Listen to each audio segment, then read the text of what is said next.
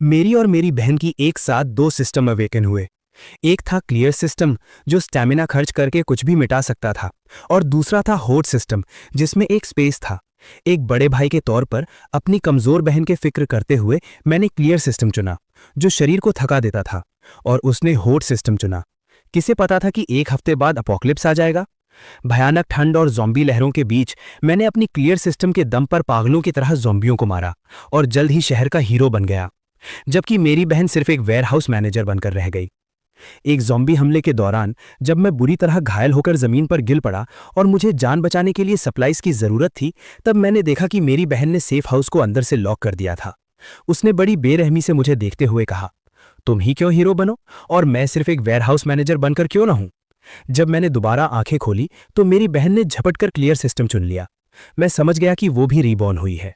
मुझे हंसी आ गई, क्योंकि उसे क्लियर सिस्टम की कीमत का अंदाजा ही नहीं था। इसे इस्तेमाल करने में बहुत ज्यादा स्टैमिना खर्च होता है। मुझ जैसे तगड़े शरीर वाले इंसान को भी इसे इस्तेमाल करने के बाद ऐसी कमजोरी महसूस होती थी जैसे कोई बड़ी बीमारी हो गई हो। और उसके जैसी नाजुक लड़की जो एक पानी की बोतल का ढक्कन तक नहीं खोल सकती, इसे एक बार इस्तेमाल करके शायद 3 दिन तक बिस्तर से नहीं उठ पाएगी। आंखें खोलते ही मैंने अपनी बहन को कहते सुना, भाई वो लाल वाला मुझे चाहिए। एक बच्चे की तरह जिसे अपना खिलौना छिन जाने का डर हो, उसने तेजी से अपना हाथ दाईं ओर के क्लियर सिस्टम की तरफ बढ़ाया। जैसा ही उसकी उंगलियों ने लाल आइकन को छुआ, उसके चेहरे पर एक पागलपन भरी खुशी छा गई। इस जिंदगी में दुनिया का हीरो बनने की बारी मेरी है। फिर उसने पीछे मुड़कर मुझे देखा। उसकी आंखों में घमंड और नफरत साफ झलक रही थी।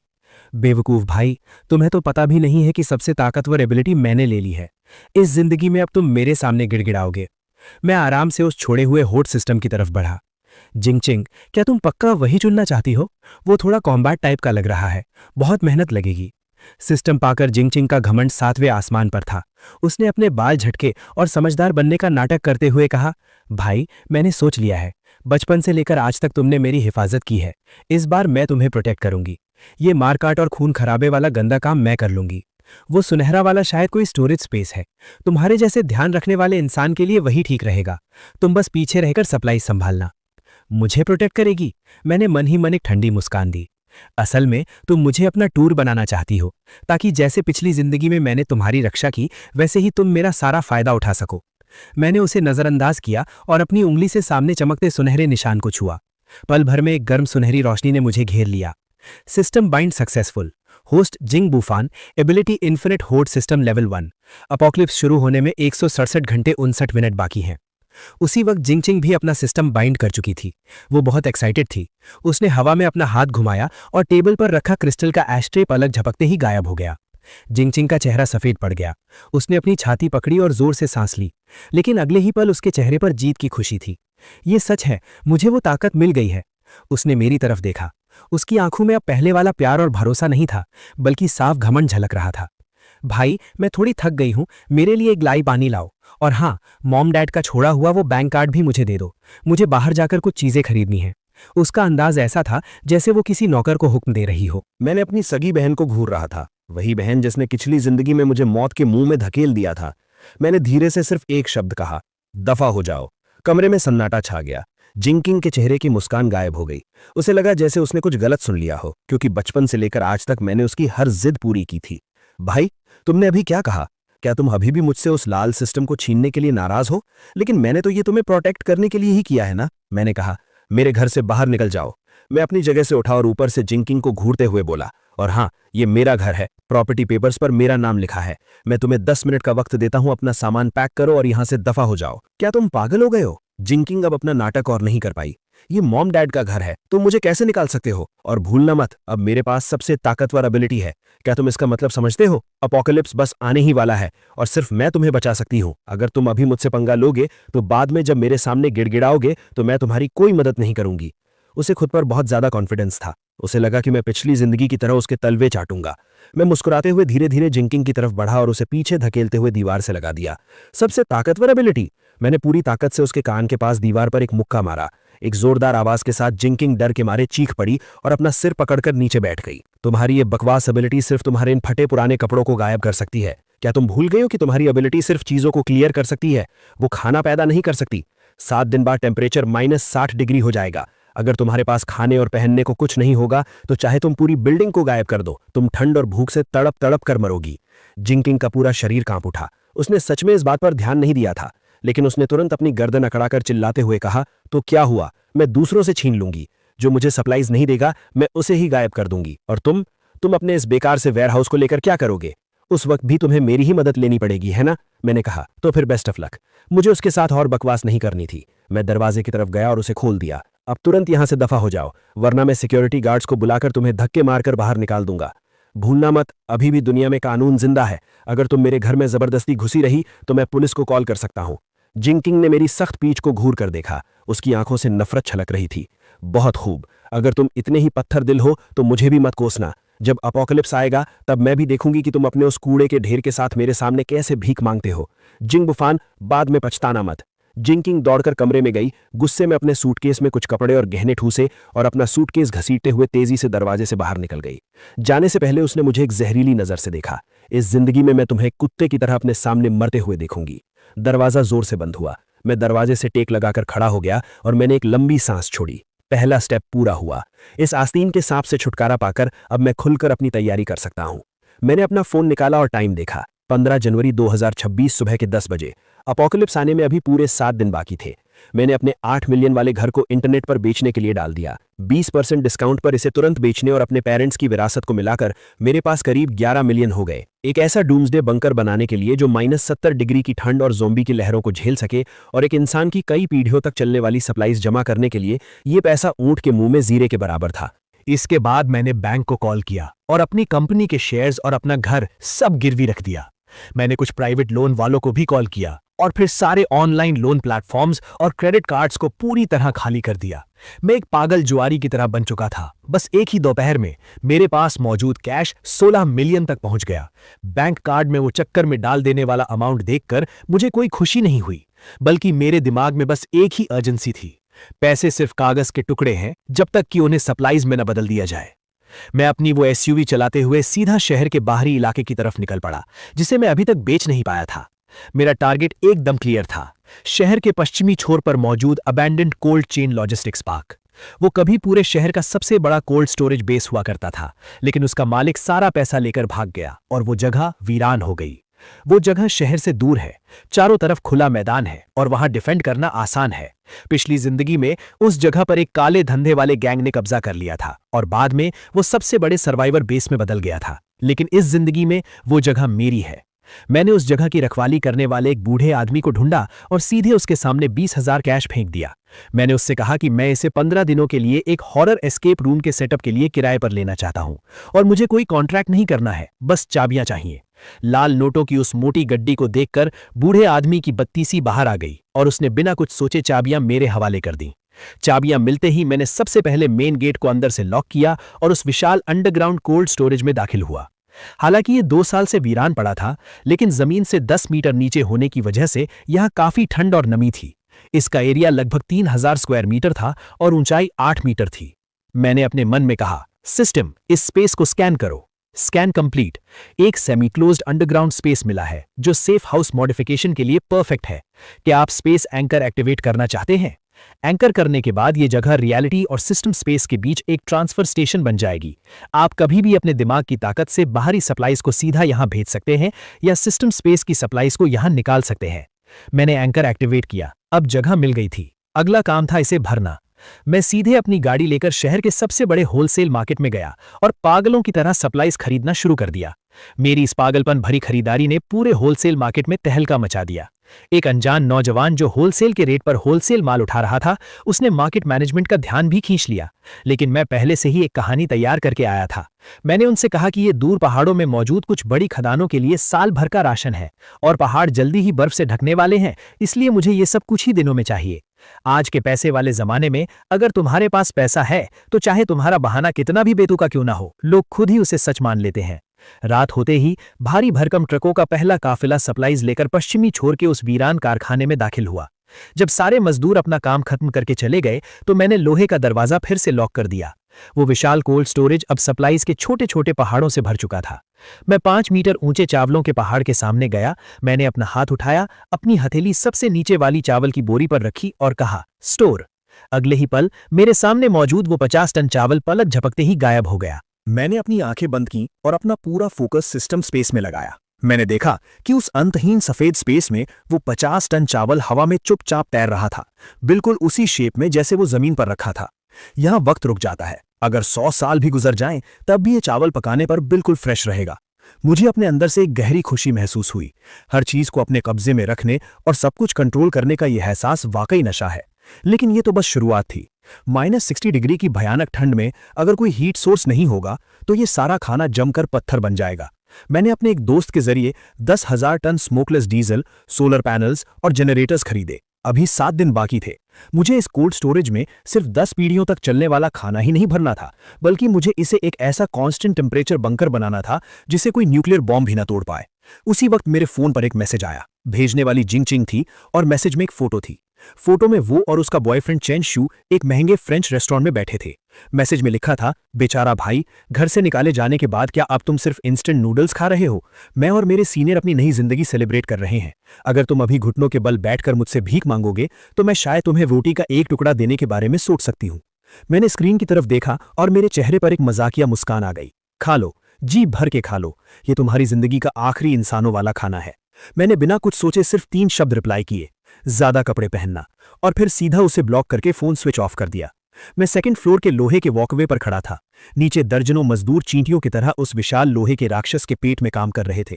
बॉस, तुम्हारी ये डिमांड कुछ ज्यादा ही अजीब नहीं है? ये बोलने वाला इंसान ओल्ड ब्लैक था, जो शहर का सबसे जुगाड़ू कॉन्ट्रैक्टर था। इस वक्त अपने हाथ में पकड़े हुए उस घने ब्लूप्रिंट को देखकर ओल्ड ब्लैक का चेहरा ऐसा लग रहा था जैसे उसे कब्ज हो गई हो। पूरे कमरे में 50 सेंटीमीटर मोटी aerospace grade aerogel insulation layer लगानी है और उसके ऊपर 20 मिलीमीटर की 2 बुलेट प्रूफ स्टील प्लेट्स लगानी है। इस सेटअप से तुम किसी न्यूक्लियर बॉम्ब से बचना चाहते हो या गॉडजिला से? और तुम चाहते हो कि सारे पुराने वेंटिलेशन सिस्टम्स को पूरी तरह सील कर दिया जाए और सिर्फ 2 नए एयर इनलेट्स छोड़े जाएं, वो भी न्यूक्लियर, बायोलॉजिकल और केमिकल फिल्टर सिस्टम के साथ। ओल्ड ब्लैक ने अपने माथे का पसीना पोंछा और बोला, भाई, इसका खर्च कोई छोटी मोटी रकम नहीं है। मैंने कहा, पैसा तुम्हारे अकाउंट में ट्रांसफर हो गया है, 5 मिलियन एडवांस पेमेंट है। मुझे ये काम 3 दिन के अंदर पूरा चाहिए। सारा मटेरियल रेडी स्टॉक होना चाहिए। अगर स्टॉक नहीं है तो जाकर दूसरे कंस्ट्रक्शन साइट से उखाड़ लाओ। मैं डिफरेंस अमाउंट का 3 गुना पैसा दूंगा। मैंने पलटकर ओल्ड ब्लैक की आंखों में देखा और कहा, मेरी सिर्फ एक शर्त है। मुझसे ये मत पूछना कि मैं ये क्यों कर रहा हूं। कोई फोटो नहीं खींचना और सोशल मीडिया पर कुछ नहीं डालना। काम खत्म होने के बाद मैं तुम्हें मुंह बंद रखने के लिए 2 मिलियन और दूंगा। ओल्ड ब्लैक के गले की नस जोर से हिली। 7 मिलियन, ये उसके 2 साल के प्रॉफिट के बराबर था। ठीक है बॉस, आज से तुम ही मेरे भगवान हो। जब तुम इतने दरिया दिल हो तो मैं ओल्ड ब्लैक भी यहां कसम खाता हूं। अगर 3 दिन में काम पूरा नहीं हुआ तो मैं अपना सिर काटकर तुम्हारे पैरों में फुटबॉल की तरह रख दूंगा। ओल्ड ब्लैक को पागलों की तरह काम में लगते हुए देखकर मेरे दिल में कोई हलचल नहीं हुई। मैं सिर्फ एक शेल्टर नहीं बना रहा था, बल्कि अपोकलिप्स की दुनिया से बिल्कुल अलग एक पूरा इकोसिस्टम तैयार कर रहा था। मैं फैक्ट्री के एक कोने में गया जहां अभी अभी एक खास माल उतारा गया था। भारी लकड़ी के बक्से तोड़े गए जिसके अंदर से गहरे काले रंग की धातु चमक रही थी। यह कोई आम स्टील नहीं था, बल्कि खास जुगाड़ से मंगवाया गया high voltage power grid generator और मिलिट्री ग्रेड ब्लास्ट प्रूफ शीशा था। अपोकलिप्स के शुरुआती दिनों में सबसे खतरनाक चीज ज़ॉम्बी नहीं होते, बल्कि इंसानी फितरत होती है। जब भूख और ठंड इंसानों को जानवर बना देती है, तब वो लुटेरे किसी आम शटर वाले दरवाजे को कागज की तरह फाड़ देते हैं। मैंने सिस्टम से इन सारे मटेरियल्स को स्टोर करने को कहा और फिर ब्लूप्रिंट के हिसाब से स्पेस एडजस्ट करने का हुक्म दिया। जब मजदूर खाना खाने गए हुए थे, मैंने उन भारी ब्लास्ट प्रूफ शीशों को छुआ और कई टन भारी मटेरियल पलक झपकते ही गायब हो गया। फिर सिस्टम के प्रिसाइज कंट्रोल की मदद से वो शीशे फैक्ट्री की छत के खिड़कियों वाले हिस्से में बिना किसी दरार के एकदम परफेक्ट फिट हो गए। जैसे ही आखिरी कंस्ट्रक्शन गाड़ी वहां से निकली, वो विशाल लोहे का दरवाजा धीरे धीरे बंद हो गया। मैं अपने उस प्राइवेट स्टील बंकर के बीचों बीच खड़ा था। चारों तरफ पहाड़ों की तरह रखी सप्लाईज को देखकर मुझे लगा कि ये अभी भी काफी नहीं है। मैंने अपना फोन चेक किया। बैलेंस 5 लाख से भी कम बचा था। लीगल तरीके से चीजें खरीदने की मेरी लिमिट खत्म हो चुकी थी। अब बारी थी फ्री में माल लूटने की। रात के 2 बजे ईस्ट पोर्ट का बॉन्डेड लॉजिस्टिक्स सेंटर, ये शहर का सबसे बड़ा इंपोर्ट एक्सपोर्ट हब था। यहां बंदरगाह पर हजारों कंटेनर्स खिलौनों की तरह एक के ऊपर एक रखे हुए थे, जिनके अंदर दुनिया भर से आया हुआ टॉप क्वालिटी का माल भरा था। सिर्फ एक रात में मैंने उस बॉन्डेड एरिया के लगभग आधे महंगे वेयरहाउसेस खाली कर दिए। तब जाकर मेरे दिमाग में एक हल्का सा दर्द हुआ। ये मेरी मानसिक ताकत के ओवर यूज का वार्निंग था। मजबूरी में मुझे अपना काम रोकना पड़ा, हालांकि मेरा मन अभी भरा नहीं था। जैसे ही मैं वहां से निकलने वाला था, अचानक इंजनों की तेज आवाज ने रात का सन्नाटा चीर दिया। कुछ काले रंग की मॉडिफाइड एसयूवीज तेजी से पोर्ट में घुसी और पास ही एक छुपे हुए वेयरहाउस के सामने रुक गईं। दरवाजे खुले और टैटू वाले दर्जनों गुंडे बाहर निकले। उनका लीडर एक गंजा आदमी था जो जोर जोर से चिल्ला रहा था, जल्दी करो, सामान जल्दी लोड करो, लॉन्ग ब्रो ने कहा है ये माल आज रात ही निकल जाना चाहिए। ऊपर वाले आजकल हम पर कड़ी नजर रखे हुए हैं। जो बक्से वो लोग उठा रहे थे उन पर साफ साफ डेंजर का निशान बना हुआ था। मैंने अपनी आंखें छोटी की और सिस्टम का लॉन्ग डिस्टेंस स्कैन एक्टिवेट किया। स्कैन का रिजल्ट आया TNT explosives, detonators, industrial ammonium nitrate. ये तो हथियारों का जखीरा था। मेरी दिल की धड़कन रुक सी गई। ये तो शहर के सबसे बड़े underground gang black shark gang का स्मगलिंग अड्डा था।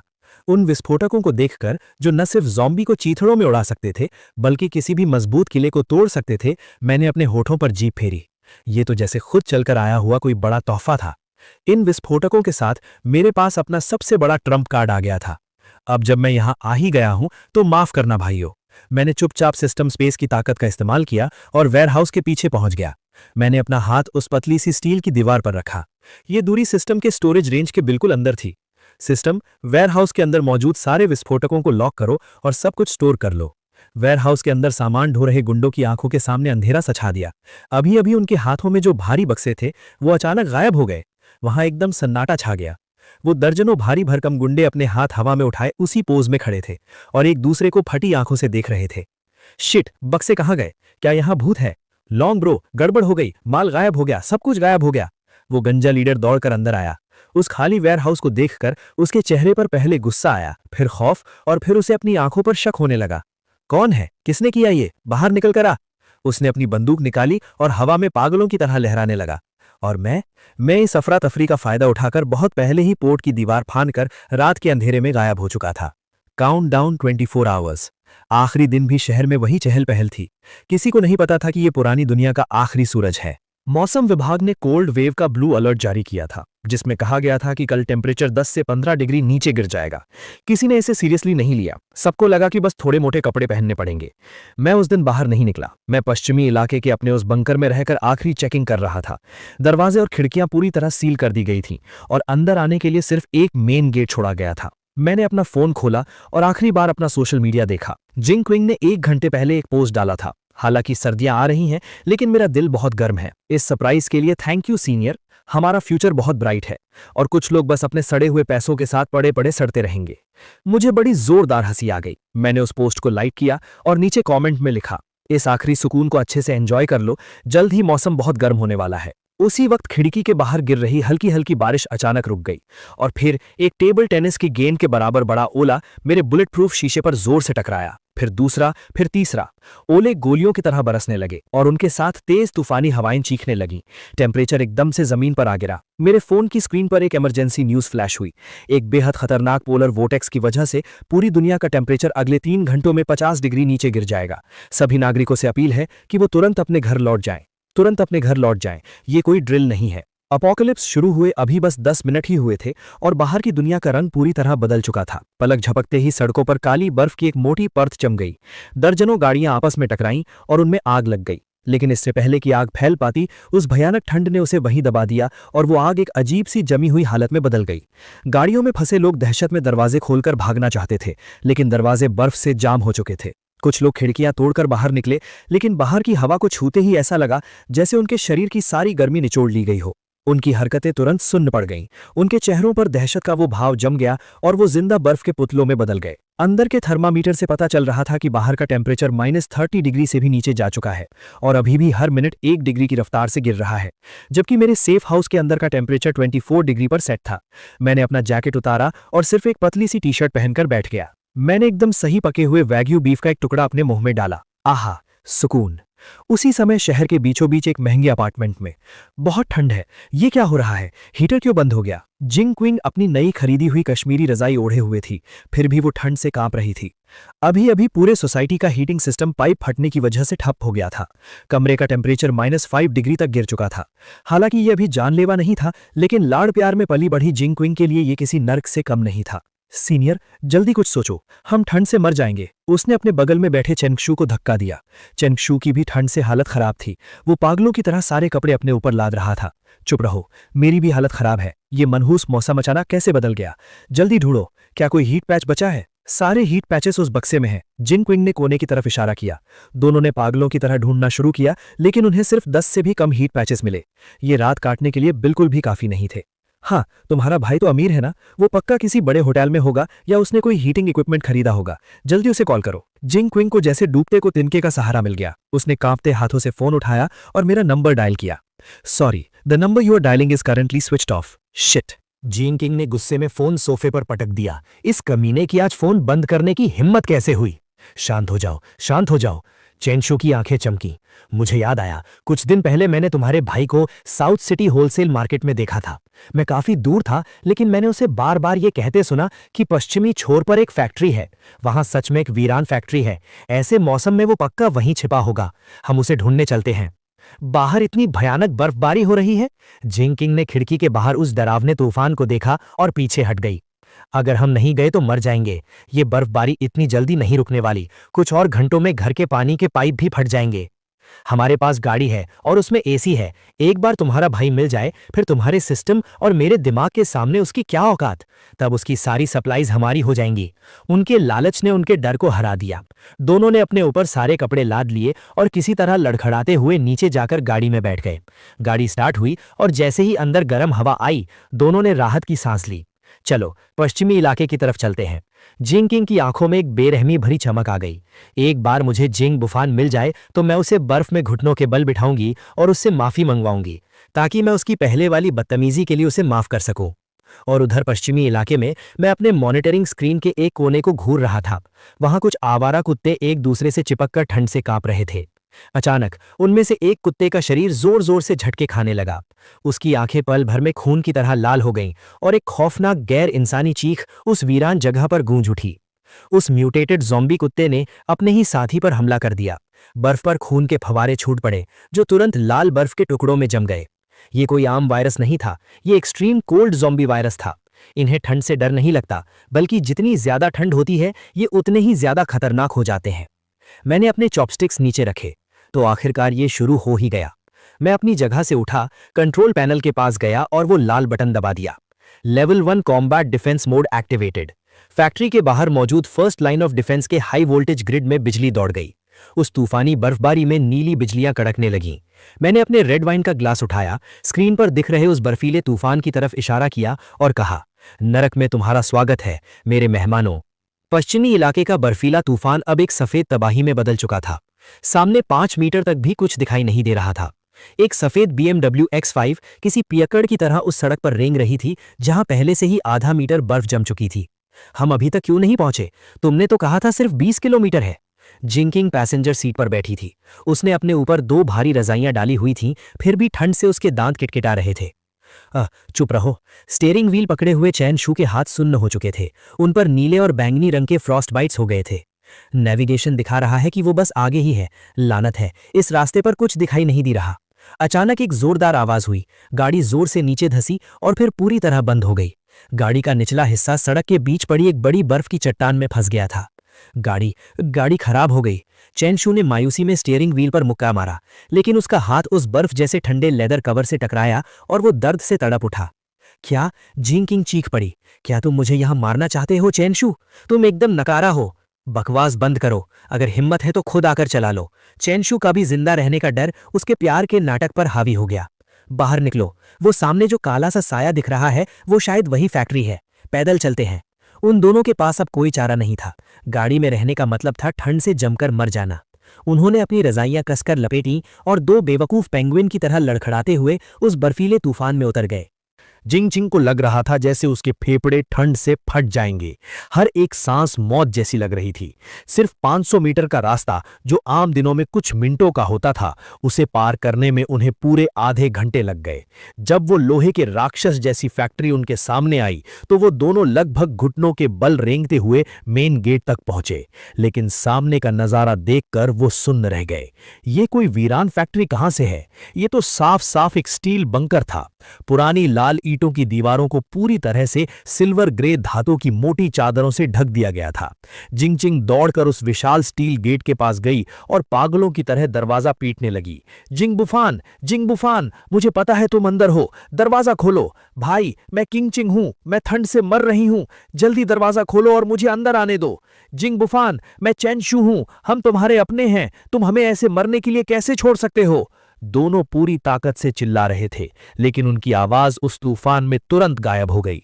अंदर मैं एक बड़े से लेदर सोफा पर बैठा था और मेरे सामने एक पूरी दीवार मॉनिटरिंग स्क्रीन से भरी थी। स्क्रीन पर 2 धुंधले लाल थर्मल इमेजिंग साए दरवाजे से चिपके हुए थे, बिल्कुल 2 लाचार मक्खियों की तरह। मेरे हाथ में लफाइट वाइन का एक गिलास था जिसे मैं हल्के हल्के हिला रहा था। पास ही रखे एक छोटे तांबे के बर्तन में लाल तेल उबल रहा था, जिसमें से पागल कर देने वाली मसालेदार खुशबू आ रही थी। मैंने कहा, सिस्टम, बाहर का स्पीकर ऑन करो। बाहर के स्पीकर से बिजली की एक हल्की सी आवाज आई जिससे वो दोनों चौंक गए, और फिर उस तूफान में एक सुस्त, शांत और हल्की मुस्कान से भरी आवाज गूंजी। कौन है? आधी रात को दूसरों को परेशान करना जुर्म है क्या, तुम्हें नहीं पता? ये आवाज सुनते ही जिंगचिंग की आंखों से आंसू छलक पड़े। भाई, मैं हूं, तुम्हारी बहन, जल्दी दरवाजा खोलो, बाहर बहुत ठंड है, हम मरने वाले हैं। मेरी बहन? मेरी आवाज बहुत शांत थी और फिर चबाने की आवाज के साथ मैंने कहा, यार ये डक इंटेस्टाइन का सूप थोड़ा ज्यादा पक गया है। हाँ, तो तुमने क्या कहा? तुम कौन हो? बाहर खड़ी जिंगचिंग की जैसे सांस ही रुक गई। मैं बाहर एक कुत्ते की तरह ठंड से मर रही हूं और तुम अंदर हॉट पॉट खा रहे हो, वो भी डक इंटेस्टाइन के साथ। उस मनहूस खाने की कल्पना भर से ही उसके मुंह में पानी आ गया और उसके पेट ने जोर से आवाज की, जिंग बुफान, पागल बनने का नाटक मत करो, मुझे पता है तुम सुन सकते हो। मैं जिंगचिंग हूं, तुम्हारी इकलौती सगी बहन, तुम जल्दी दरवाजा खोलो। एक बार मैं अंदर आ जाऊं, फिर मैं तुम्हें पहले की सारी बातें समझाऊंगी। वो सब बस एक मिसअंडरस्टैंडिंग थी, एक गलतफहमी। मैंने अपने चॉपस्टिक्स नीचे रखे, माइक्रोफोन उठाया और स्क्रीन पर दिख रहे उस डरे हुए चेहरे को देखकर मेरी नजरें बर्फ की तरह ठंडी हो गईं।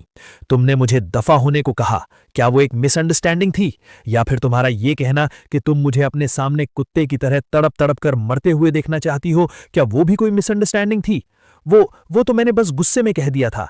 जिंगचिंग घबरा गई। भाई, तुम एक आदमी हो, तुम इतनी छोटी छोटी बातों को दिल से कैसे लगा सकते हो? पहले मैंने गलती की, मैं गलत थी, अब मैं तुमसे माफी मांग रही हूं ना। सॉरी, आई एम सॉरी, अब ठीक है, जल्दी दरवाजा खोलो। ये माफी कहां से थी? ये तो साफ साफ एक हुक्म था। उसे लगता था कि अगर वो सिर झुकाकर ये 3 शब्द कह देगी तो मुझे उसे माफ करना ही पड़ेगा। पिछले 20 सालों का यही तो नियम था, लेकिन अफसोस अब नियम बदल चुके थे। अगर सिर्फ माफी मांगने से सब कुछ ठीक हो जाता तो पुलिस किस काम की? मैंने ठंडी हंसी हंसते हुए कहा, जब तुम में इतनी ही अकड़ है तो अपनी उस सबसे ताकतवर एबिलिटी का इस्तेमाल करके अंदर आओ ना। तुम्हारे पास क्लियर सिस्टम है ना? ये दरवाजा तुम्हारी आंखों में चुभ रहा है तो इसे क्लियर कर दो। ये बात एक बिजली की तरह जिंगचिंग के दिमाग पर गिरी। हाँ, मेरे पास तो सिस्टम है।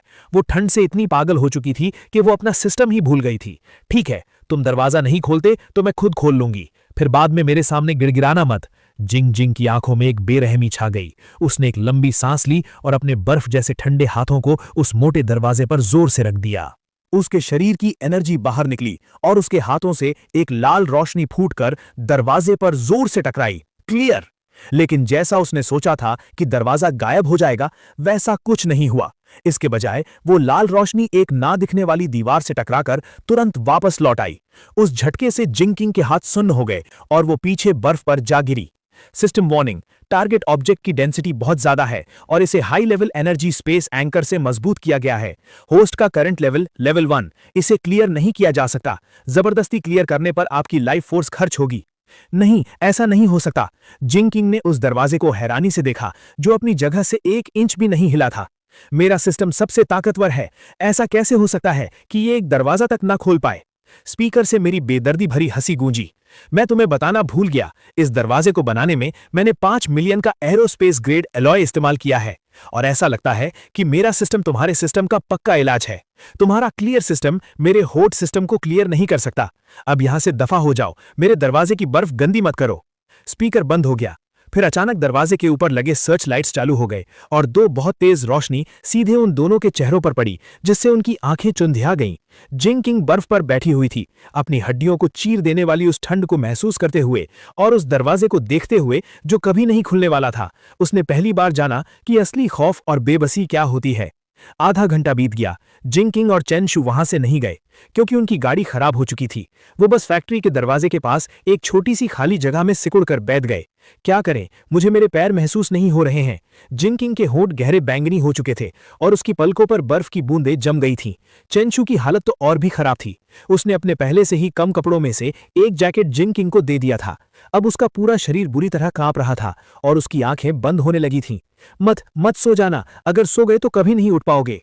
उसी वक्त उनके सिर के ऊपर से एक इतनी मजबूत खुशबू आई जो किसी की भी रूह खींच ले। उन दोनों ने बहुत मुश्किल से अपना सिर उठाया। खाना है? मैं सेकंड फ्लोर की बालकनी पर खड़ा था और मेरे हाथ में वो हॉट पॉट का कटोरा था।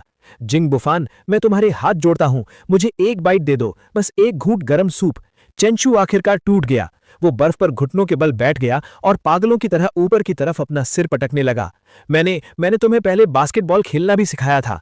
हमारे उस पुराने रिश्ते के खातिर मुझे बचा लो।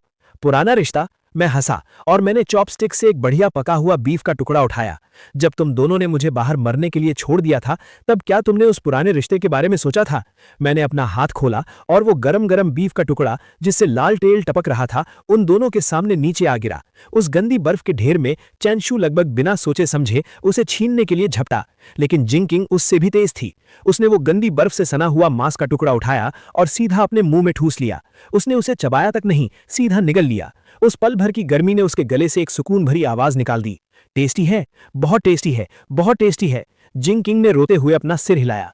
जब पेट भर गया है तो अब यहां से दफा हो जाओ। मेरे सिक्योरिटी सिस्टम ने डिटेक्ट किया है कि कुछ छोटे बच्चे अभी की खुशबू से खींचे चले आ रहे हैं। इससे पहले कि वो दोनों कुछ समझ पाते, दूर बर्फीले तूफान में अचानक कुछ हरी आंखें चमकने लगी। हवा के साथ एक भारी गुर्राहट की आवाज आई। वो कुछ म्यूटेटेड ज़ॉम्बी कुत्ते थे। भागो! चेनशू ने सबसे तेज रिएक्ट किया। उसने जिंकिंग को पकड़ा और भागने लगा, लेकिन जमीन पूरी तरह बर्फ से ढकी थी। दोनों के पैर फिसले और वो मुंह के बल जमीन पर गिर पड़े। पहला ज़ॉम्बी कुत्ता उन पर झपटा और उसने अपना खूनी मुंह सीधा चेनशू की जांग पर गाड़ दिया। बचाओ जिंग बुफान, बचाओ! चेनशू किसी सूअर की तरह चीखने लगा। वो उस कुत्ते को पागलों की तरह लाते मार रहा था, लेकिन उसे तो दर्द ही महसूस नहीं हो रहा था। मौत सामने देखकर चेनशू की आंखों में एक दरिंदगी आ गई। उसने तुरंत अपने बगल में पड़ी जिंकिंग को पकड़ा और उसे पूरी ताकत से कुत्ते के मुंह की तरफ धकेल दिया और खुद उसी झटके से दूसरी तरफ लुढ़क गया। सीनियर, तुम ये क्या कर रहे हो? जिंकिंग दहशत में चीख पड़ी। वो देख रही थी कि वो बदबूदार बड़ा सा मुंह बस उसकी गर्दन काटने ही वाला है। मौत और जिंदगी के उस एक पल में जिंदा रहने की चाहत ने डर को हरा दिया। जिंकिंग ने अपनी तरफ आते हुए उस कुत्ते के सिर को घूर कर देखा। उसके दिमाग में वो लाल आइकन पागलों की तरह चमकने लगा और वो मन ही मन चिल्लाई, गायब हो जा, क्लियर। उस विशाल मैस्टिफ कुत्ते का सिर जिंकिंग की नाक से सिर्फ 1 सेंटीमीटर की दूरी पर आकर पूरी तरह मिट गया। बस उस कुत्ते का आधा बिना सिर वाला शरीर जिंकिंग के ऊपर जोर से गिरा, जिससे वो खून की उल्टी करते करते बची। Host killed, level 1 mutated creature, gained 10 experience points, stamina overdraft warning. जिंकिंग को लगा जैसे उसकी सारी ताकत निचोड़ ली गई हो। उसकी आंखों के सामने अंधेरा छा गया और वो लगभग बेहोश हो गई, लेकिन वो जिंदा बच गई। ये नाटक थोड़ा मजेदार था।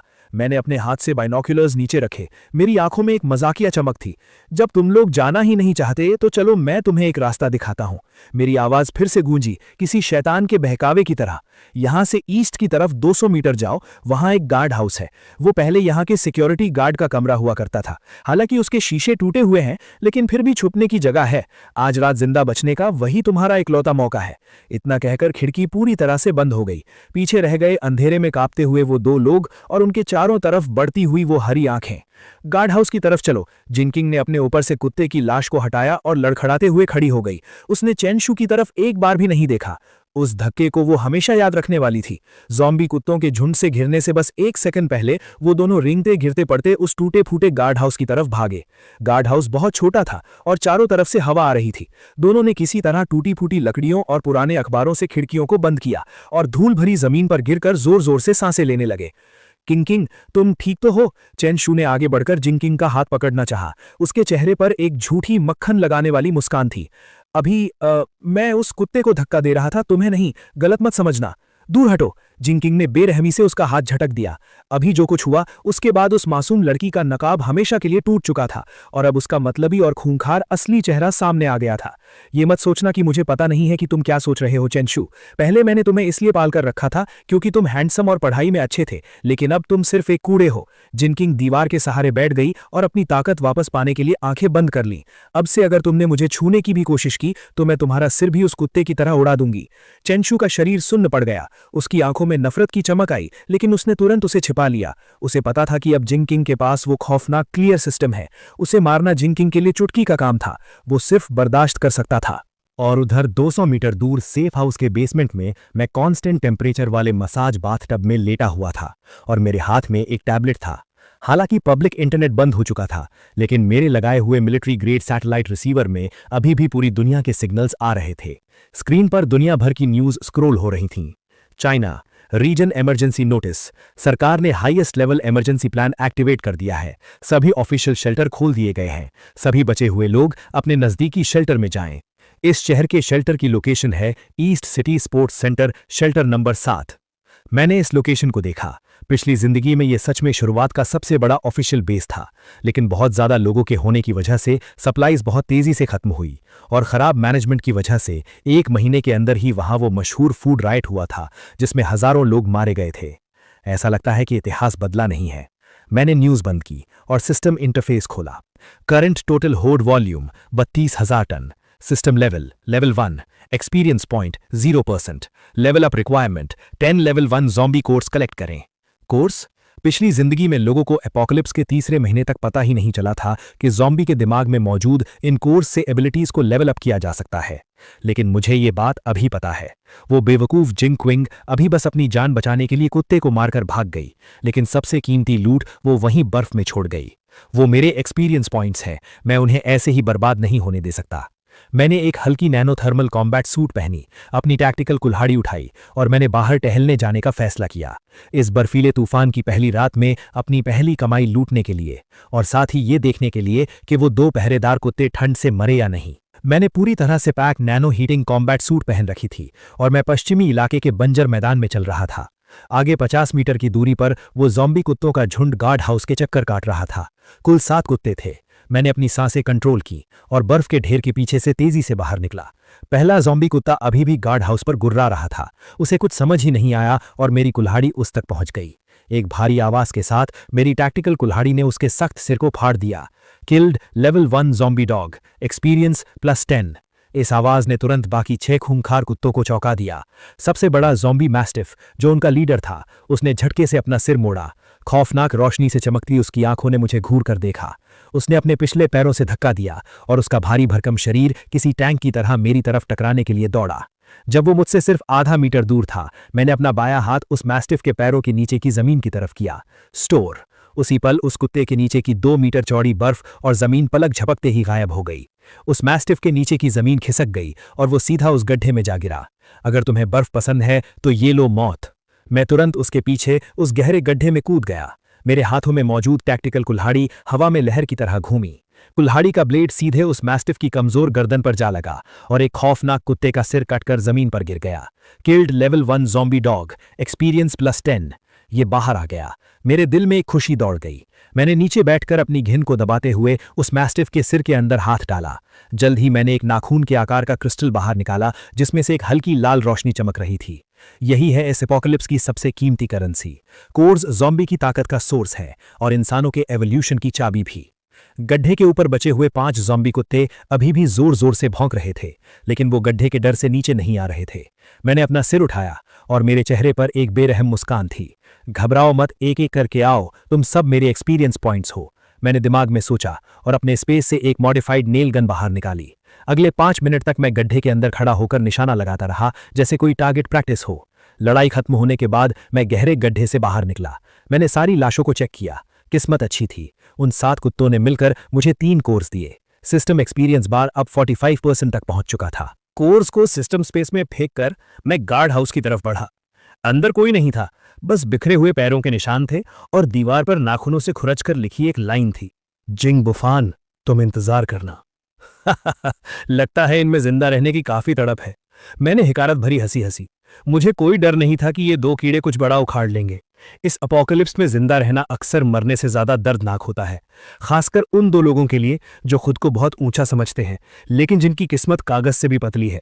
जब वो ऑफिशियल शेल्टर चले ही गए हैं तो अब वहां की उन आशीर्वाद वाली जिंदगी का मजा लें।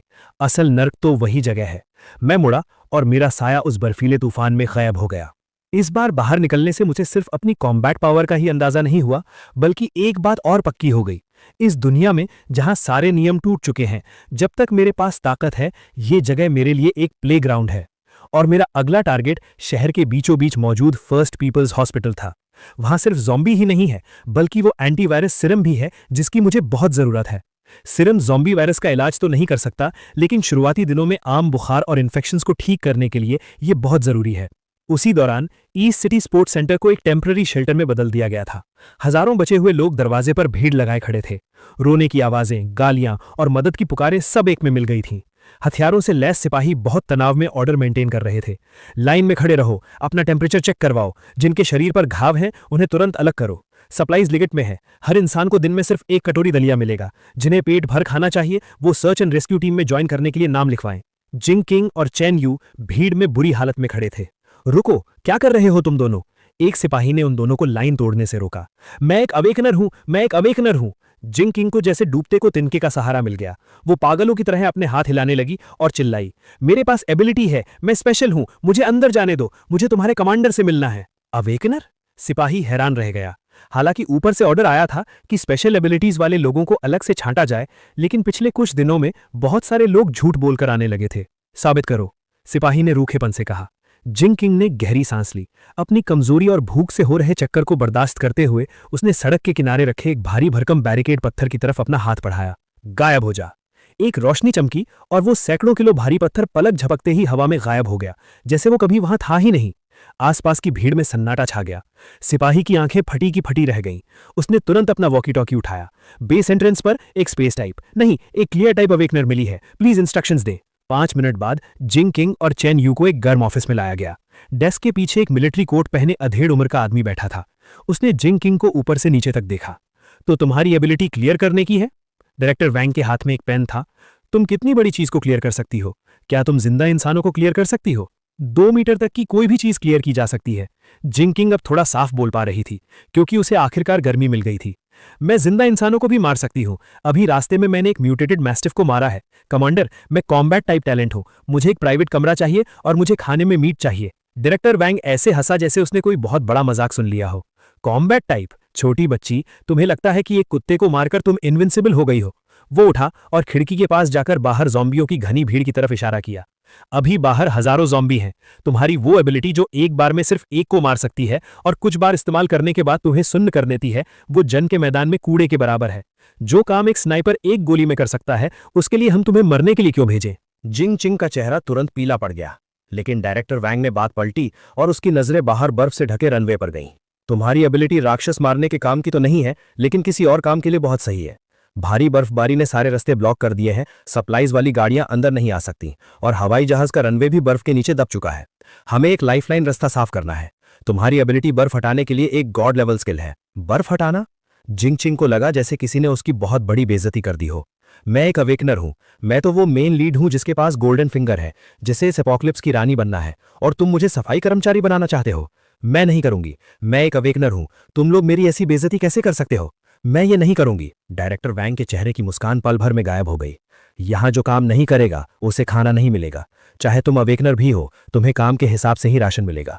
तुम चाहो तो मना कर सकती हो, लेकिन फिर वापस बाहर बर्फ में जाकर मरने के लिए दफा हो जाओ। उसने अपना हाथ हिलाया और पास खड़े 2 सिपाही तुरंत आगे आए। उन्होंने अपनी बंदूकों की नाल हल्की सी ऊपर उठा ली।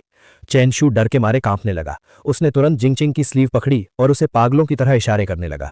किंगचिंग, जज्बाती मत हो, पहले यहां रुकते हैं, पहले जिंदा बचना जरूरी है। जिंगचिंग ने बंदूक की उन काली नली को देखा और फिर उसे बाहर की उस नर्क जैसी ठंड की याद आई। उसका घमंड चकनाचूर हो गया। मैं करूंगी। उसने दांत पीसते हुए बेइज्जती महसूस करते हुए अपना सिर झुका लिया। आधे घंटे बाद जिंगचिंग को स्पेशल क्लीनिंग टीम में डाल दिया गया। उसका आईडी नंबर 098 था। उसका काम बहुत सिंपल था। कंस्ट्रक्शन गाड़ी के आगे खड़े होकर सामने 1 मीटर मोटी बर्फ और मलबे पर लगातार अपनी स्किल इस्तेमाल करना। सामने की बर्फ की दीवार क्लियर होती और गाड़ी का काफिला थोड़ा आगे बढ़ता। हर बार स्किल इस्तेमाल करने पर उसे ऐसा लगता जैसे उसके शरीर से सारा खून चूस लिया गया हो।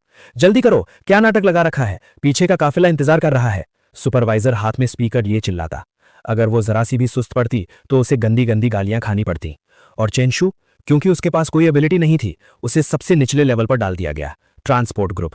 उसका काम था ठंड से मरे या ज़ॉम्बी द्वारा काटे गए लोगों की लाशें उठाकर इंसिनरेटर पिट में डालना। वहां की बदबू किसी को भी बेहोश करने के लिए काफी थी और वहां हमेशा इन्फेक्शन का खतरा बना रहता था। लेकिन सिर्फ जिंदा रहने के लिए, ताकि उसे आधा फफूंदी लगा हुआ बन मिल सके, उसे ये सब बर्दाश्त करना पड़ा।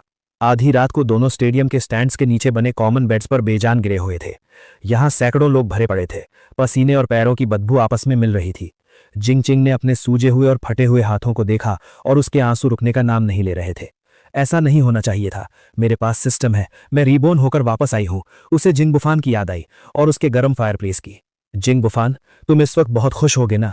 जिंगचिंग ने उस गंदे ब्लैंकेट को कसकर पकड़ लिया। उसके नाखून उसके हाथों में गड़ गए। तुम इंतजार करो, बस एक बार मैं यहाँ ऊंचे लेवल पर पहुंच जाऊं, एक बार मैं यहाँ के हाईएस्ट कमांडर से मिल लूं, फिर मैं तुमसे सब कुछ वापस छीन लूंगी। उसी वक्त शहर के फर्स्ट हॉस्पिटल के एंट्रेंस स्क्वायर पर जमे हुए ज़ॉम्बीज की भीड़ लगी हुई थी। ये मरे नहीं थे। जैसे ही इन्हें किसी जिंदा इंसान की गर्मी महसूस होती, ये तुरंत जाग जाते। मैंने कहा, system elite force field activate करो। मैंने थोड़ी सी एनर्जी खर्च करके अपने आसपास एक साउंड प्रूफ लेयर बना ली। मैंने ग्रैपलिंग हुक का इस्तेमाल किया और सीधा 3rd फ्लोर की खिड़की पर चढ़ गया। 3rd फ्लोर पर फार्मेसी थी और यहाँ ज़ॉम्बी थोड़े कम थे। आसपास भटक रहे कुछ नर्स ज़ॉम्बीज को मारने के बाद मैं रैक्स के पास गया। मैंने अपना हाथ घुमाया और दवाइयों की पूरी लाइनें पलक झपकते ही गायब हो गई। जब मैं आधा सामान लूट चुका था, तभी नीचे से जबरदस्त फायरिंग की आवाज आई। मैं खिड़की के पास गया और नीचे देखा। 2 मॉडिफाइड राइट कंट्रोल गाड़ियां अस्पताल का दरवाजा तोड़कर अंदर घुसी थीं। 7-8 हथियारों से लैस लुटेरे ज़ॉम्बीज पर गोलियां बरसा रहे थे। उन गाड़ियों पर एक काले शार्क का निशान था, ब्लैक शार्क गैंग। फिर से यही लोग। लगता है उन्हें भी दवाइयों की अहमियत समझ आ गई है और वो रात के अंधेरे में इसे लूटने आए हैं। किस्मत भी क्या खेल खेलती है। मैंने एक ठंडी मुस्कान दी। मैंने जल्दी वहां से निकलने की कोई कोशिश नहीं की, बल्कि मैं खिड़की के पास आराम से टिक कर खड़ा हो गया और नीचे का ड्रामा देखने लगा। ब्लैक शार्क गैंग की फायर पावर बहुत जबरदस्त थी। उन्होंने जल्द ही एक रास्ता साफ कर लिया और सीधे लॉबी की लिफ्ट की तरफ बढ़े। लेकिन बंदूकों की आवाज बहुत तेज थी। सिर्फ स्क्वायर के ज़ॉम्बी ही नहीं, बल्कि आसपास की कई गलियों के ज़ॉम्बी भी वहां खींचे चले आए। जैसे ही ब्लैक शार्क गैंग के लोग लॉबी में घुसे, जमीन अचानक फट गई। एक 3 मीटर से भी लंबा, पूरी तरह से मसल से भरा हुआ विशाल ज़ॉम्बी जमीन फाड़कर बाहर निकला। Level 2 mutated tyrant, strength type. मेरी आंखें सिकुड़ गईं। इतनी जल्दी लेवल 2 म्यूटेंट्स आ गए? शिट, ये क्या बला है? ब्लैक शार्क गैंग के लोग डर के मारे सुन्न पड़ गए। कई AK-47 ने एक साथ गोलियां बरसाईं, लेकिन टायरेंट के शरीर पर लगने के बाद उनसे बस खून के कुछ छींटे ही उड़े। टायरेंट ने एक भयानक दहाड़ मारी, पास पड़े एक पुराने स्ट्रेचर बेड को उठाया और उसे फ्रिस्बी की तरह उनकी तरफ फेंक दिया। ब्लैक शार्क गैंग के 2 गुंडे वहीं कुचलकर मांस के लोथड़े बन गए। पूरा सीन कंट्रोल से बाहर हो चुका था। बढ़िया मौका है। मेरी आंखें चमक उठीं। उस टायरेंट का लेवल 2 कोर सीधा मेरा लेवल अप कर सकता है और पूरी उम्मीद है कि मुझे कोई नई एबिलिटी भी मिल जाएगी। मैं सब्र के साथ इंतजार करता रहा ताकि ब्लैक शार्क गैंग वाले उस टायरेंट की एनर्जी खत्म कर दें। 5 मिनट बाद लॉबी में सन्नाटा छा गया। ब्लैक शार्क गैंग के 7 गुंडे लाश बन चुके थे और वो टायरेंट भी बुरी तरह घायल था। वो जोर जोर से सांसें ले रहा था और जमीन पर बैठकर अपनी चोटें ठीक करने के लिए उन लाशों को खा रहा था। यही सही वक्त है। मैं एक बाज की तरह तीसरे फ्लोर से नीचे कूदा। हवा में ही मैंने अपने स्पेस से TNT विस्फोटकों का एक बंडल निकाला, उसका फ्यूज जलाया और बोला, ये लो तुम्हारे लिए एक बड़ा तोहफा। टायरेंट ने अपना बड़ा मुंह खोला। शायद उसे लगा कि ये कोई खाने की चीज है और उसने सीधा उस बंडल को अपने दांतों से पकड़ लिया। मैं जमीन पर रोल करता हुआ एक बड़े पिलर के पीछे छुप गया। एक जबरदस्त धमाके की आवाज ने पूरी बिल्डिंग को हिलाकर रख दिया। धुआं छटने के बाद मैंने देखा कि टायरेंट का गर्दन से ऊपर का पूरा हिस्सा उड़ चुका था। बस एक बिना सिर की भारी भरकम लाश खून से सनी पड़ी थी। मैं आगे बढ़ा और मांस के उस चीथड़े में ढूंढने लगा। आखिरकार मुझे एक अखरोट के बराबर का कोर मिल गया। Got level 2 strength core, high purity energy source detected. क्या आप इसे तुरंत एब्जॉर्ब करके लेवल अप करना चाहते हैं? मैंने कहा यस। मेरे हाथ में रखा वो कोर पलक झपकते ही एक गर्म लहर में बदल गया और मेरी हथेली के अंदर समा गया। मुझे ऐसा लगा जैसे मेरे पूरे शरीर की हड्डियां चटक रही हैं और एक पागल कर देने वाली ताकत मेरे अंदर दौड़ रही है। System upgrade successful. Current level 2। Unlocked new feature, spatial blade, level 1।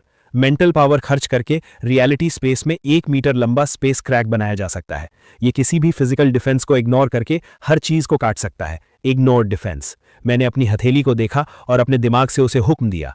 मेरी उंगलियों पर स्याही जैसी काली एक पतली लाइन उभर आई। मैंने हल्के से पास खड़ी उस राइट कंट्रोल गाड़ी के मोटे आर्मर पर उसे घुमाया। किसी टोफू को काटने की तरह वो सख्त स्टील प्लेट सीधा कट गई, एकदम साफ और चिकना कट। ये हद से ज्यादा ताकतवर था। मैंने पूरी संतुष्टि के साथ अपनी एबिलिटी वापस ली और उन दोनों राइट कंट्रोल गाड़ियों को देखा जिनके इंजन अभी भी चालू थे। वो गाड़ियां उन सप्लाईज से भरी थीं जो ब्लैक शार्क गैंग ने पिछले कुछ दिनों में लूटी थीं। थैंक यू भाइयों। मैंने जमीन पर पड़ी उन लाशों की तरफ हाथ हिलाया और माल के साथ उन दोनों गाड़ियों को भी पैक करके अपने स्पेस में डाल लिया। अस्पताल के इस सफर से मुझे सिर्फ दवाइयां ही नहीं मिली और मेरा लेवल अप ही नहीं हुआ, बल्कि चलते चलते मुझे एक बहुत बड़ी दौलत भी मिल गई। अपोकलिप्स जीने का असली मजा यही है। अपोकलिप्स का 15वां दिन, नंबर 7 ऑफिशियल शेल्टर। यहां की हवा अब रुकी हुई थी। हवा में खट्टी बदबू और बेबसी की महक फैली थी। वो स्टेडियम जहां कभी 50,000 लोग रहते थे, अब वहां 30,000 से भी कम लोग बचे थे। सारे रूल्स और ऑर्डर टूट चुके थे। जनरेटर पूरी तरह बंद होने के साथ पुरानी दुनिया की वो आखिरी रोशनी भी बुझ गई थी। अंधेरे में अब इंसान इंसान नहीं रहे थे, वो भूखे जानवर बन गए थे। खाने को कुछ नहीं है, वेयरहाउस का दरवाजा खोलो, कमांडर खुद अंदर बैठकर अकेले खा रहा है और हमें पेड़ों की छाल चबवा रहा है। बगावत बिना किसी वार्निंग के भड़क उठी। भूख से पागल हो चुके हजारों सर्वाइवर्स ने गार्ड्स की लाइन तोड़ दी और किसी बाढ़ की तरह कोर मैनेजमेंट एरिया की तरफ दौड़ पड़े। गोलियों की आवाजें, चीखें और लोगों की एक दूसरे को नोचने की आवाजें सब मिल गई थीं। जिंग चिंग स्टैंड्स के कोने में सिकुड़ी बैठी थी। उसके हाथों में वो बर्फ हटाने वाला भावड़ा कड़ाई से पकड़ा हुआ था जो अब मुड़ चुका था। उसका ये पूरा हफ्ता मौत से भी बदतर बीता था। उसके गोरे और मुलायम हाथों पर अब फ्रॉस्ट बाइट्स और खून के छाले थे। उस क्लियर सिस्टम ने उसे एक बंधुआ मजदूर बना दिया था। होश में आओ, जल्दी भागो, ये जगह खत्म हो गई है। चेन शू खून से लथपथ होकर भागता हुआ आया। मैंने सुना है कि बाहर मॉन्स्टर्स के झुंड ने डिफेंस लाइन तोड़ दी है। ये जगह अब मौत का कुआं बनने वाली है। भागे? कहां भागे? जिंग चिंग ने बेबसी से बाहर फैले उस बर्फीले तूफान को देखा। बाहर -60 डिग्री है। बाहर जाने का मतलब है मौत। पश्चिमी इलाके में जाओ, अपने भाई के पास। चेन शू ने उसके कंधे पकड़े और जोर से हिलाया। मैंने सब सोच लिया है। पहले हम दोनों गए थे तो कुछ नहीं हुआ, लेकिन क्या हो अगर हम इन हजारों लोगों को अपने साथ लेकर जाएं? तुम्हारे भाई का वो बंकर चाहे कितना भी मजबूत क्यों ना हो, क्या वो सेना और हजारों पागलों की भीड़ को रोक पाएगा? जिंग चिंग सुन रह गई। चेन शू की आवाज किसी शैतान की फुसफुसाहट जैसी लग रही थी। तुम्हें पता है ना कि डायरेक्टर वैंग के पास अभी भी कुछ आर्मर्ड गाड़ियां और भारी हथियार हैं? अगर तुम उसे बता दो कि पश्चिमी इलाके में एक अंडरग्राउंड बंकर है जो सप्लाईज से भरा है, जहां हीटिंग और इलेक्ट्रिसिटी दोनों है, तो तुम्हें क्या लगता है वो क्या करेगा? जिंग चिंग की आंखों के भाव बदल गए, बेबसी से नफरत में और फिर एक पागलपन भरे पक्के इरादे में। सही कहा, मैं क्यों इस नर्क में सड़ूं और तुम जिंग बुफान जन्नत के मजे लो। जब तुमने मुझे बचाने के लिए दरवाजा नहीं खोला तो अब मैं इस पूरे नर्क को तुम्हारे दरवाजे पर ले आऊंगी। अगर मरना ही है तो सब साथ में मरेंगे। कोर ऑफिस के अंदर डायरेक्टर वैंग पसीने से लथपथ होकर ऑर्डर दे रहा था। उसके आदमी डॉक्यूमेंट्स जला रहे थे। निकलने की तैयारी करो कमांडर, मुझे एक जगह पता है। जिंग चिंग अंदर घुसाई। अपनी तरफ तनी बंदूकों की परवाह किए बिना वो जोर से चिल्लाई, मुझे पता है सप्लाईज कहाँ है। दसियों हजार टन सप्लाईज, जनरेटर्स और एक पूरी तरह सेफ डिफेंस बंकर। डायरेक्टर वैंग ने झटके से अपना सिर मोड़ा और उसे घूर कर देखा। तुमने क्या कहा? अगर तुमने झूठ बोलने की हिम्मत की तो मैं तुम्हें यहीं गोली मार दूंगा। मैं झूठ नहीं बोल रही, वो मेरे सगे भाई की जगह है। वो एक होर्ड सिस्टम अवेकनर है। अपोकलिप्स से पहले उसने शहर के सारे कोल्ड स्टोरेज खाली कर दिए थे। वो पश्चिमी इलाके की उस वीरान फैक्ट्री में है। बस उस जगह पर कब्जा कर लो, हम सब जिंदा बच जाएंगे, हर कोई बच जाएगा। डायरेक्टर वैंग की आंखें चमक उठीं। ये मौत के मुंह से बाहर निकलने वाली लालच की चमक थी। बहुत बढ़िया, सबको ऑर्डर दो। जो मरना नहीं चाहता, जो भूखा नहीं रहना चाहता, सब मेरे साथ चलें। टारगेट पश्चिमी इलाका। जो भी उसे फतह करेगा, अंदर की सप्लाईज उसकी। ये खबर शेल्टर में वायरस की तरह फैल गई। पश्चिमी इलाके में एक अनाज का गोदाम है। एक मतलबी अमीरजादे ने दसियों हजार टन मीट छिपा कर रखा है। मारो, लूट लो। आपस में लड़ रहे उन दंगाइयों को पल भर में एक नया मकसद मिल गया। आधे घंटे बाद 5 आर्मर्ड गाड़ियों की लीडरशिप में और उनके पीछे आती दर्जनों मॉडिफाइड ट्रकों के साथ हजारों सर्वाइवर्स की वो विशाल सेना उस बर्फीले तूफान में निकल पड़ी। जिनचिंग सबसे आगे वाली आर्मर्ड गाड़ी में बैठी थी। उसके हाथ में डायरेक्टर वैंग का दिया हुआ एक कंप्रेस्ड बिस्किट था। उसके होठों पर एक बेरहम मुस्कान थी। भाई, इस बार मैं तुम्हारे लिए पूरी सेना लेकर आई हूं। अब देखती हूं कि तुम दरवाजा कैसे नहीं खोलते। और इस सेना के सबसे पीछे जिंदा इंसानों की महक सूंघ कर आए ज़ॉम्बियों के झुंड भी चुपचाप उनके पीछे लग गए थे। मौत का फरिश्ता अपना जाल बिछा रहा था। मेरे स्टील बंकर का अलार्म नहीं बजा, बल्कि उसकी जगह बीथोवन की डेस्टिनी सिम्फनी बजने लगी। मैंने काले रंग का टैक्टिकल ट्रेंच कोट पहना हुआ था और मैं सेकंड फ्लोर की बुलेट प्रूफ खिड़की के सामने खड़ा था। मेरे हाथ में रेड वाइन का ग्लास था और मैं दूर से आ रही उस लंबी कतार को देख रहा था जो बर्फ में रेंग रही थी। तो आखिरकार तुम आ ही गए। मॉनिटरिंग स्क्रीन पर अनगिनत लाल डॉट्स देखकर मेरे होंठों पर मुस्कान आ गई। सिस्टम इंटरफेस पर वार्निंग आई, large scale enemy targets approaching, enemy configuration, armoured vehicles, heavy machine guns X3, RPG rocket launchers, awakeners X12 और 3000 से ज्यादा हथियारों से लैस दंगाई। Targets following behind, level 1 zombie horde X5000 plus, level 2 mutants X3। वाह, इन्होंने तो मुझे बहुत इज्जत बख्शी है। मैंने अपनी रेड वाइन का एक हल्का घूंट लिया। मुझे जरा भी डर नहीं लग रहा था, बल्कि मैं एक्साइटेड था। पिछले कुछ दिनों से घर पर खाली बैठकर मैं बोर हो चुका था। अपनी एबिलिटी को लेवल अप करने और पुरानी फिल्में देखने के अलावा कुछ था ही नहीं। मौत के मुंह में नाचने का ये मजा ही तो अपोकलिप्स का असली रोमांच है। गाड़ियों का वो काफिला फैक्ट्री से 500 मीटर की दूरी पर रुका। स्पीकर से डायरेक्टर वैंग की आवाज आई, अंदर बैठे जिंग बुफान, ध्यान से सुनो। हम नंबर 7 शेल्टर की ऑफिशियल रेस्क्यू टीम है। हम कानून के नाम पर तुम्हारी सप्लाईज और इस बंकर को कब्जे में ले रहे हैं। तुरंत अपने हथियार डाल दो और दरवाजा खोलो। अगर तुम कोऑपरेट करोगे तो हम तुम्हें स्पेशल एडवाइजर का दर्जा देंगे और तुम्हारी सेफ्टी की गारंटी लेंगे। Special adviser? मैंने माइक्रोफोन में हंसते हुए कहा, या फिर स्पेशल स्लेव? मेरी आवाज स्पीकर के जरिए उस पूरे मैदान में गूंज उठी और उसमें साफ साफ बेइज्जती झलक रही थी। डायरेक्टर वैंग है ना? मुझे याद है पिछली जिंदगी में। नहीं, मेरा मतलब है मुझे पता है कि तुम्हें अवेकनर्स के टुकड़े करके उन पर रिसर्च करना बहुत पसंद है। तो क्या इस बार तुम मेरे स्पेस पर रिसर्च करना चाहते हो? डायरेक्टर वैंग का चेहरा उतर गया। उसने सोचा नहीं था कि मैं इतनी ढिठाई दिखाऊंगा। सीधी बात समझ नहीं आती तो लातों के भूत बातों से नहीं मानते। जिंगचिंग, तुमने कहा था ना कि तुम दरवाजा तोड़ सकती हो। ऊपर जाओ और बात करो। मुझे भी देखने दो कि तुम्हारे रिश्ते में कितना दम है। जिंगचिंग को आगे धकेला गया। वो हाथ में स्पीकर लिए आर्मर्ड गाड़ी के ऊपर खड़ी हो गई। जिंग बुफान, तुम चारों तरफ से घिर चुके हो। इन लोगों को देखो, ये सब भूख से मरने वाले हैं। तुम अकेले इतनी सारी सप्लाईज दबाकर बैठे हो। क्या तुम्हारा जमीर तुम्हें नहीं कचोटता? अभी दरवाजा खोल दो तो ये सब तुम्हारा एहसान मानेंगे, वरना अगर हम अंदर घुस गए तो तुम्हें चीथड़ों में फाड़ दिया जाएगा। चीथड़ों में फाड़ देंगे? मैंने अपना सिर हिलाया और अपनी उंगली कंट्रोल पैनल के एक लाल बटन पर रख दी। मेरी प्यारी बहन, तुम अभी भी इतनी मासूम हो। तुम्हें लगता है कि इतने सारे लोगों को यहां लाकर तुम मुझे डरा रही हो? नहीं, तुम तो मेरे लिए बैरिकेड्स ला रही हो। फायर! डायरेक्टर वैंग का सब्र टूट चुका था। एक RPG रॉकेट हवा को चीरता हुआ फैक्ट्री के मेन गेट की तरफ बढ़ा, लेकिन जैसे ही वो दरवाजे से टकराने वाला था, एक ना दिखने वाली ढाल चमक उठी। वो रॉकेट मानो किसी शीशे से टकराया हो और एक अजीब तरीके से मुड़कर सीधे पास खड़े एक ट्रक पर जा लगा। दंगाइयों से भरा वो ट्रक पल भर में बम से उड़कर कबाड़ बन गया। क्या? सब लोग सुन्न रह गए। जवाबी हमला करो, मारो! अनगिनत गोलियां तूफान की तरह दीवारों पर बरसी, लेकिन उनसे सिर्फ चिंगारियां ही निकली। वो गोलियां दीवार का पेंट तक नहीं उखाड़ पाईं। मैंने चुटकी बजाई, अब मेरी बारी, और फिर मैंने वो बटन दबा दिया। Defence system sequence 2, minefield activated. जो दंगाई सबसे आगे भाग रहे थे उनके पैरों के नीचे की बर्फ अचानक धंस गई। सैकड़ों लैंडमाइंस एक के बाद एक फटने लगे। पूरी बर्फ पल भर में लाल हो गई और सैकड़ों लोग हवा में भाप बन गए। पीछे हटो, जल्दी पीछे हटो! भीड़ दहशत में पीछे की तरफ भागने लगी, लेकिन पीछे वाले लोग अभी भी आगे आ रहे थे। पल भर में वहां भगदड़ मच गई। ठीक उसी वक्त पीछे के बर्फीले मैदान से कान फाड़ देने वाली दहाड़े सुनाई दी। धमाकों की आवाज और खून की महक से खींचे चले आए उन हजारों ज़ॉम्बियों ने आखिरकार अपने दांत दिखा दिए। खून की उस महक से पागल होकर वो पीछे से भीड़ पर भूखे भेड़ियों की तरह टूट पड़े। ज़ॉम्बी! पीछे ज़ॉम्बी आ गए हैं! अब वो दोनों तरफ से फंस चुके थे। जिंकिंग, जल्दी अपनी एबिलिटी इस्तेमाल करके आगे के माइनफील्ड को क्लियर करो, जल्दी! डायरेक्टर वोंग की आंखें लाल हो चुकी थीं। उसने अपनी बंदूक जिंकिंग के सिर पर रख दी। जिंकिंग डर से बुरी तरह कांप रही थी। उसने पूरी ताकत से आगे की तरफ क्लियर एबिलिटी का इस्तेमाल किया, लेकिन माइनफील्ड बहुत बड़ा था और उसकी जरा सी एनर्जी समुंदर में एक बूंद के बराबर थी। 1 मिनट से भी कम समय में उसकी नाक से खून बहने लगा और वो गाड़ी की छत पर गिर पड़ी। मैं और नहीं कर सकती, सच में नहीं कर सकती। नाकारा औरत! डायरेक्टर वोंग ने उसे लात मारकर गाड़ी से नीचे फेंक दिया। वो आर्मर्ड गाड़ी में घुसा और उसे मोड़कर भागने की कोशिश करने लगा, लेकिन मैं उसे भागने कैसे देता? जब आ ही गए हो तो कुछ छोड़ कर जाओ। मैं बैल्कनी पर खड़ा था। मैंने अपना दाया हाथ उठाया और मुड़ रही उस आर्मर्ड गाड़ी की तरफ हवा में इशारा किया। Spatial blade! हवा में एक साफ दिखने वाली काली दरार गुजरी, बिना किसी आवाज के। वो 10 टन भारी आर्मर्ड गाड़ी और उसके अंदर बैठा डायरेक्टर वोंग सीधे बीच से 2 टुकड़ों में कट गया। पूरे मैदान में सन्नाटा छा गया। सब उस एक वार की ताकत से खौफ में आ गए थे। क्या यही भगवान की ताकत है? चेंशु लाशों के ढेर में छिपा हुआ था। ऊंचाई पर किसी भगवान की तरह खड़े उस इंसान को देखकर उसका पैंट वहीं गीला हो गया।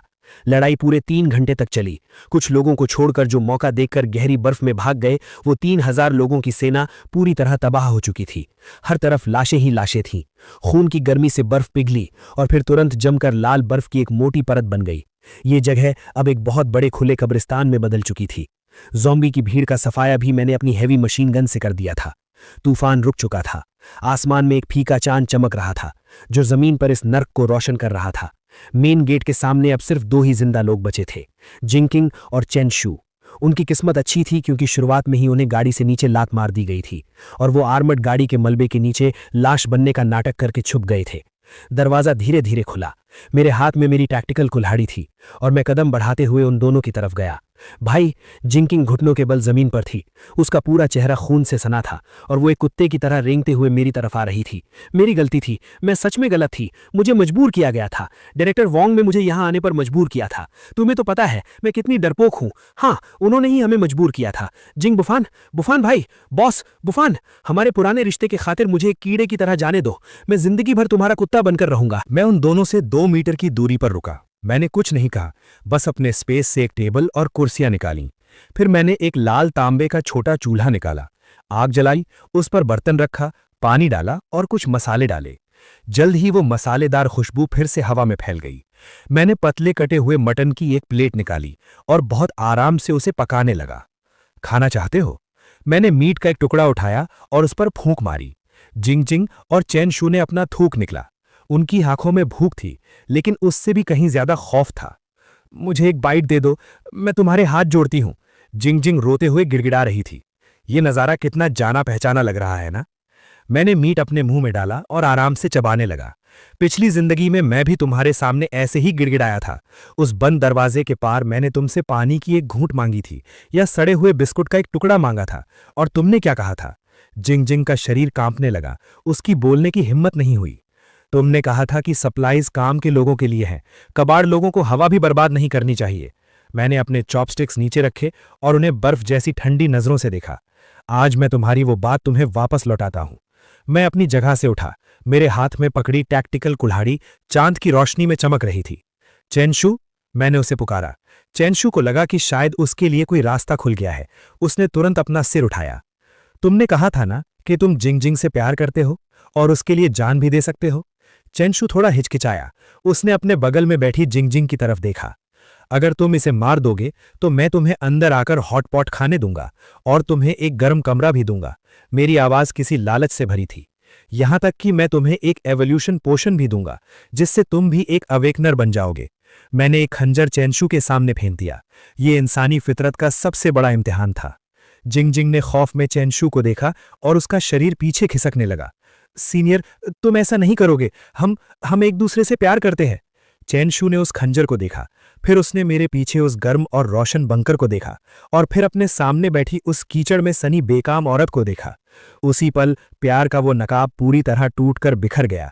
चेनशू ने झटके से वो खंजर उठाया और एक खूंखार जानवर की तरह जिंग पर झपट पड़ा।